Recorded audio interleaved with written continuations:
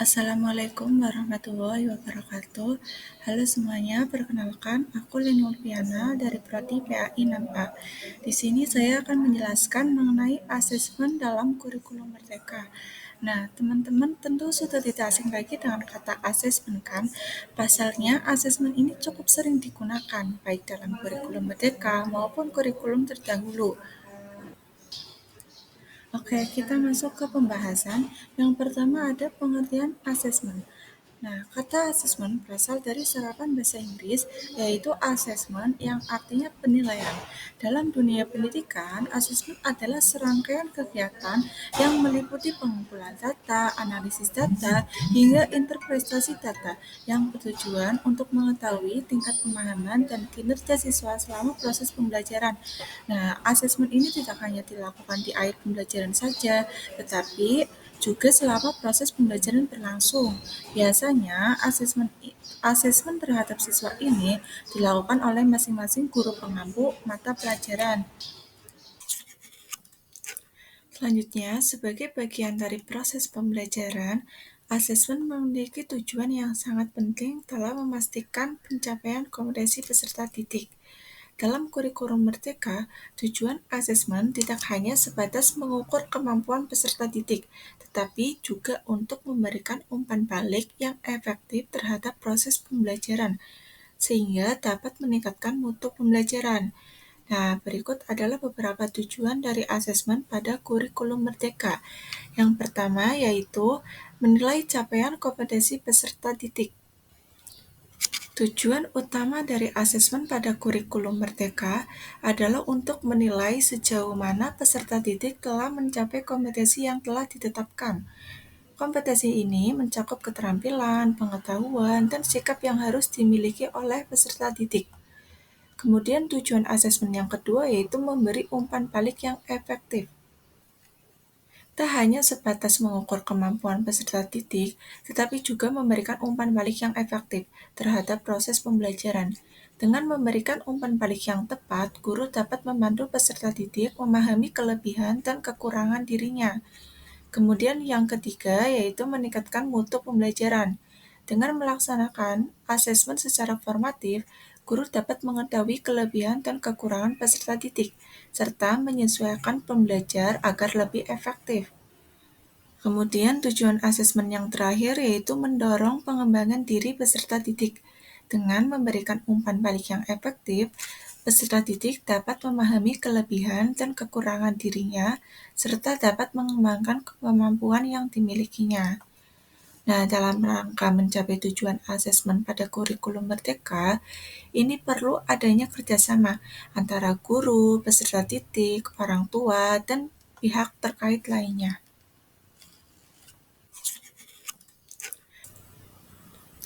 Nah, setelah kita tahu pengertian dari asesmen, terus juga tadi ada tujuan asesmen, sekarang kita ke jenis-jenis asesmen.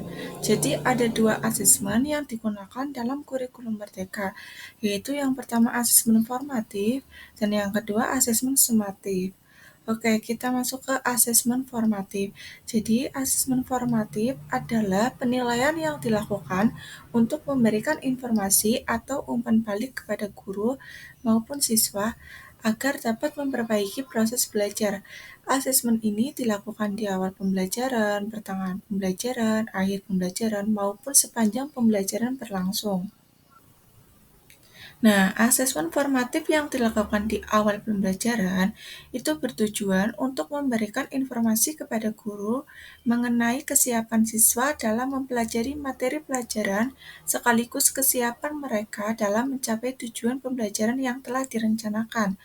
Artinya, asesmen ini tidak digunakan untuk keperluan penilaian rapor atau hasil akhir. Nah, sementara jika asesmen formatif dilakukan di pertengahan, akhir, atau sepanjang pembelajaran berlangsung, itu tujuannya untuk mengetahui perkembangan siswa sekaligus memberikan umpan balik yang cepat kepada guru, misalnya mengenai pemahaman siswa terhadap materi yang sudah dijelaskan. Nah, dalam asesmen formatif ini, jika siswa sudah berhasil mencapai tujuan pembelajaran, maka guru dapat melanjutkan ke tujuan pembelajaran berikutnya. Namun, jika tujuan pembelajaran belum tercapai, maka guru perlu melakukan penguatan terlebih dahulu sebelum lanjut ke tujuan pembelajaran. Selanjutnya, jenis asesmen yang kedua, yaitu asesmen sumatif. Asesmen sumatif adalah penilaian yang dilakukan untuk memastikan tercapai tujuan pembelajaran secara keseluruhan. Itulah mengapa asesmen ini sering dilakukan di akhir proses pembelajaran, seperti di akhir semester, akhir tahun ajaran, atau akhir jenjang pendidikan. Nah, asesmen ini berbeda dengan asesmen formatif. Asesmen sumatif dapat mempengaruhi nilai rapor siswa dan menentukan kelanjutan proses belajar siswa di kelas atau jenjang pendidikan berikutnya. Itu artinya, siswa yang tidak dapat mencapai tujuan pembelajaran atau tidak memenuhi standar pencapaian pembelajaran yang telah ditetapkan, bisa saja tidak naik kelas atau tidak bisa melanjutkan ke jenjang pendidikan berikutnya. Pada asesmen ini, perlu diketahui bahwa guru tidak hanya dapat menggunakan teknik atau instrumen tertentu untuk melakukan asesmen sumatif, seperti tes tertulis, tapi juga bisa menggunakan teknik lain, seperti observasi, praktik, mengerjakan proyek, dan membuat portofolio. Selanjutnya yaitu manfaat asesmen formatif. Tak hanya untuk guru saja, asesmen dalam kurikulum Merdeka juga bisa memberikan manfaat untuk siswa. Nah, berikut manfaat asesmen kurikulum Merdeka untuk guru maupun siswa. Yang pertama, untuk guru itu memberikan informasi mengenai kebutuhan belajar siswa, terus mengetahui tingkat penguasaan materi dan kelemahan serta unit materi yang belum dikuasai siswa. Terus untuk siswa itu, manfaatnya memberikan informasi tingkat pemahaman siswa terhadap suatu materi pelajaran. Kemudian, memudahkan siswa untuk mengetahui tantangan atau hal-hal apa saja yang membuatnya kesulitan dalam memahami materi pelajaran. Kemudian juga membuat siswa lebih menghargai proses pembelajaran dan tidak hanya berfokus pada hasil saja. Yang terakhir yaitu manfaat asesmen sumatif. Nah, manfaat asesmen sumatif ini sama seperti asesmen formatif. Asesmen sumatif dalam kurikulum Merdeka juga dapat memberikan manfaat untuk siswa maupun guru. Nah, berikut adalah beberapa manfaat sumatif untuk guru, yaitu yang pertama, memudahkan guru dalam menentukan nilai atau grade setiap siswa agar dapat membandingkannya dengan siswa yang lain. Kemudian sebagai umpan balik untuk guru, terus sebagai dasar untuk menentukan kenaikan kelas atau kelulusan siswa di jenjang pendidikan. Kemudian manfaat asesmen sumatif untuk siswa. Yang pertama sebagai umpan balik untuk siswa agar dapat meningkatkan atau mempertahankan hasil belajarnya.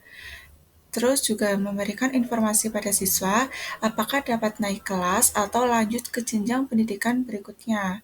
Terus juga bisa sebagai bukti apa saja yang sudah berhasil dikuasai siswa selama pembelajaran tertentu.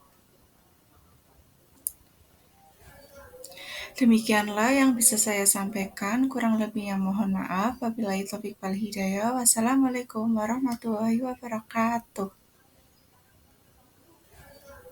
Demikian